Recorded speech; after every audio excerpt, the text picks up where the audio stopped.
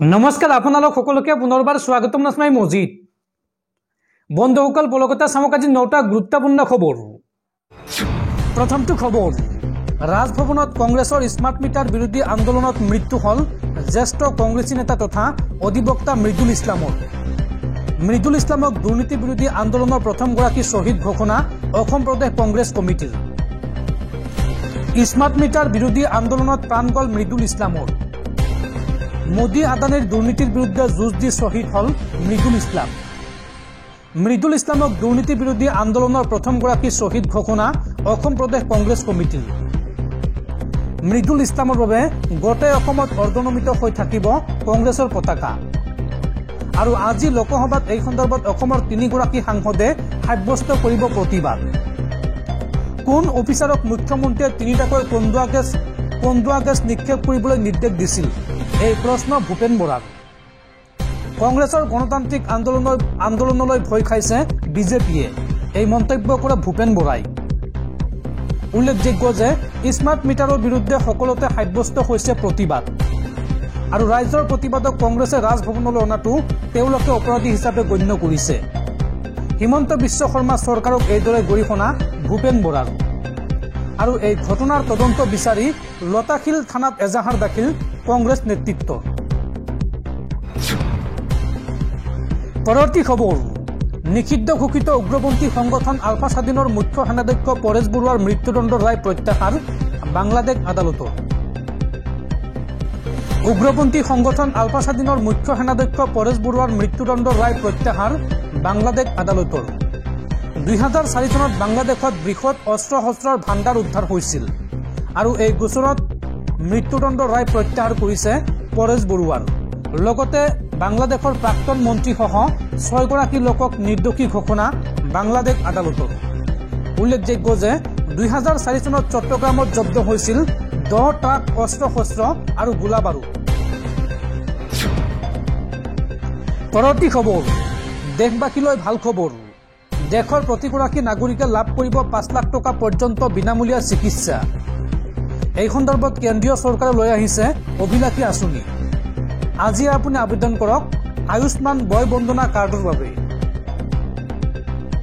5 লাখ টকা পৰ্যন্ত লাভ কৰিব বিনামূলীয়া চিকিৎসা সেৱা আয়ুষ্মান কাৰ্ডৰ উপৰিও আহি গল আয়ুষ্মান ব্যয় বন্দনা কাৰ্ড এই আঁচনিৰ অধীনত 70 বছৰৰ ঊৰ্ধৰ প্ৰতিগৰাকী ব্যক্তিয়ে লাভ কৰিব বিনামূলীয়া চিকিৎসা জ্যেষ্ঠ নাগৰিক থকা প্ৰতিটো পৰিয়ালে এই আঁচনিৰ বাবে কৰিব পাৰিব আবেদন এই আঁচনিৰ অধীনত কেন্দ্ৰীয় চৰকাৰে আগবঢ়াইছে 5 লাখ টকাৰ বিনামূলীয়া চিকিৎসা সেৱা কোনে কোনে এই আঁচনিৰ বাবে কৰিব পাৰিব আবেদন চাওঁ আহক আবেদনকাৰী বয়স 70 বছৰ বা তাৰ ঊৰ্ধৰ হ'ব লাগিব ইয়াত ধনী দুখীয়া বা মধ্যশ্ৰেণী বুলি কোনো কথা নাই সকলোৱে কৰিব পাৰিব আবেদন আৰু প্ৰতিগৰাকী জ্যেষ্ঠ নাগৰিকেই এই বিনামূলীয়া চিকিৎসা সেৱা লাভ কৰিব আবেদনকাৰীয়ে আয়ুষ্মান কাৰ্ডৰ অফিচিয়েল ৱেবছাইটত গৈ আবেদন কৰিব পাৰিব লগতে মোবাইল ফোনত আয়ুষ্মান এপ ডাউনলোড কৰি আপুনি এই কাম কৰিব পাৰিব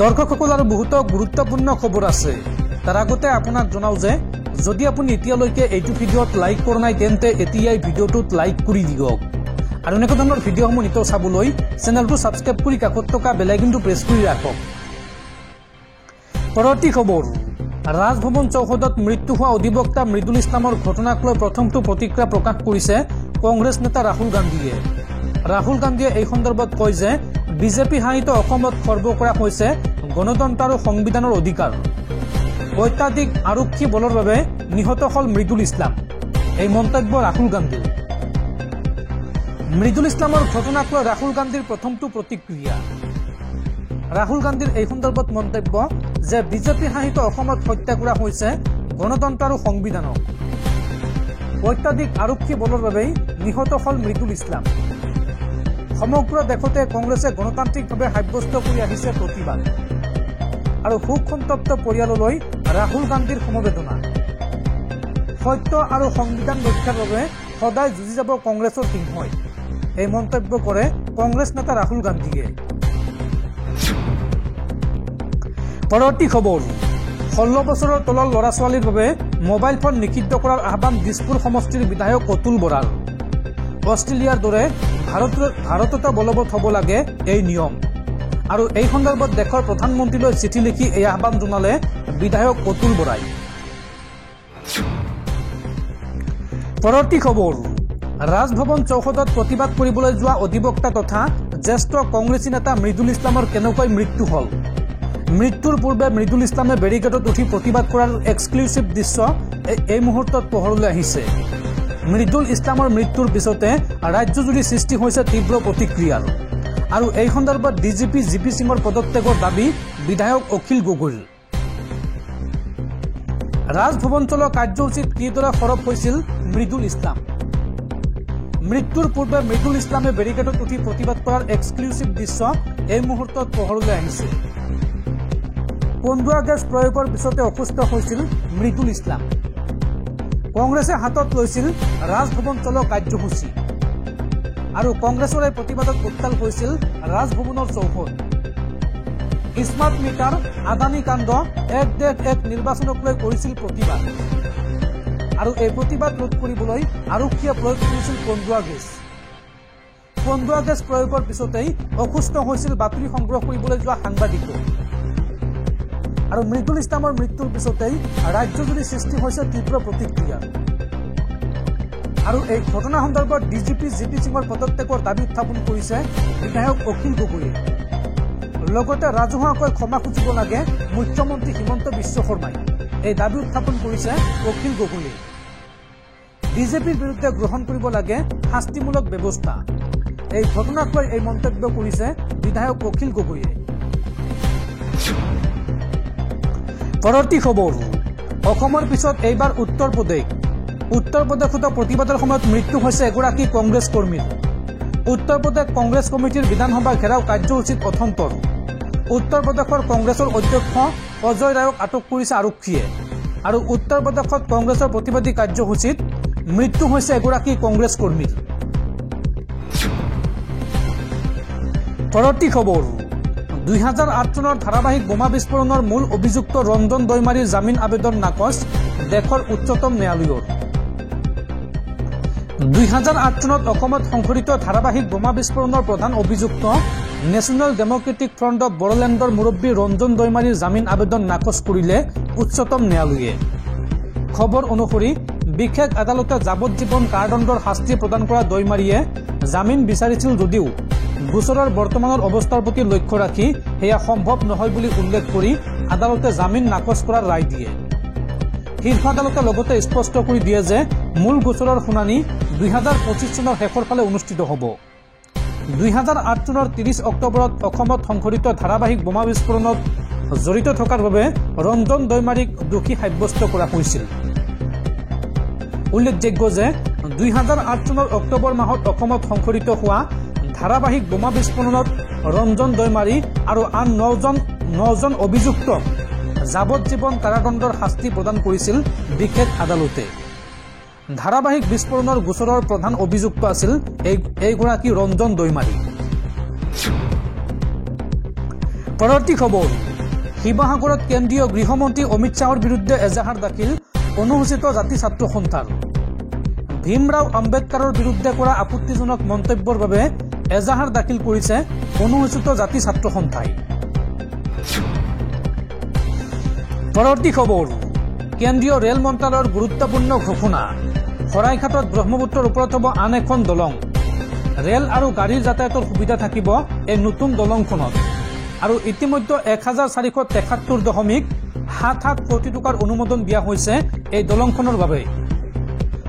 সাংসদ ফণীভূষণ চৌধুৰীৰ এক প্ৰশ্নৰ উত্তৰত এই তথ্য দাখিল ৰেল মন্ত্ৰালয়ৰ। পৰৱৰ্তী খবৰ, এটিএম ব্যৱহাৰকাৰীলৈ জৰুৰী খবৰ, সলনি হ'ল এটিএমৰ পৰা টকা তোলাৰ নিয়ম।